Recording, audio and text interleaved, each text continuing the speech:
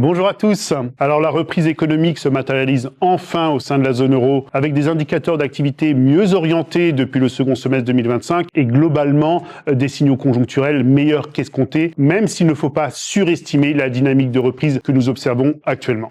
En effet, nous considérons que les perspectives économiques pour la zone euro restent relativement modestes pour 2026 en raison de la persistance des risques internationaux qui pèsent sur l'activité tant au niveau domestique qu'au niveau international, mais également du fait du choc structurel subi par nos exportations qui perdent d'importantes parts de marché au bénéfice notamment de la Chine qui vient nous concurrencer du côté des prix, mais également grâce à une réelle montée en gamme de sa production.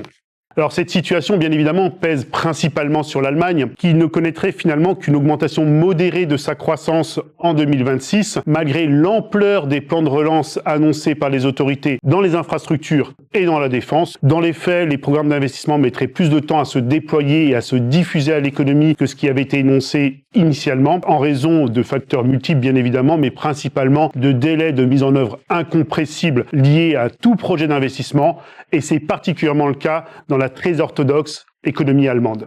Du côté de la politique monétaire européenne, nous pensons que la BCE conserve des marges de manœuvre pour de nouveau venir baisser ses taux modérément au premier semestre 2026, dans un contexte où l'inflation poursuit son lent reflux et devrait glisser significativement sous la cible des 2% au cours de l'année 2026, et dans un contexte, on l'a bien compris, où l'économie européenne reste fondamentalement en sous-régime. Concernant la France maintenant, l'économie française matérialise également les premiers effets de reprise économique. L'activité devrait accélérer en 2026 avec une croissance qui devrait s'établir à 1%, donc une accélération somme toute assez modérée de l'activité dans un contexte où les incertitudes politiques devraient perdurer pendant toute l'année avec un regain de tension particulièrement vif au moment des discussions du PLF 2027 qui s'annonce beaucoup plus ardu encore que le PLF 2026, juste en amont des élections présidentielles de 2027. Or, bien évidemment, la situation française revêt des situations très hétérogènes entre les secteurs, mais également entre les régions. Et c'est notamment ce que nous montre une fois de plus l'économie bretonne, qui fait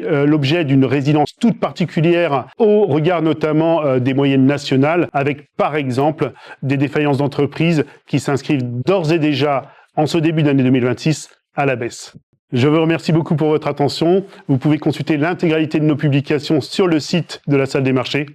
Au revoir.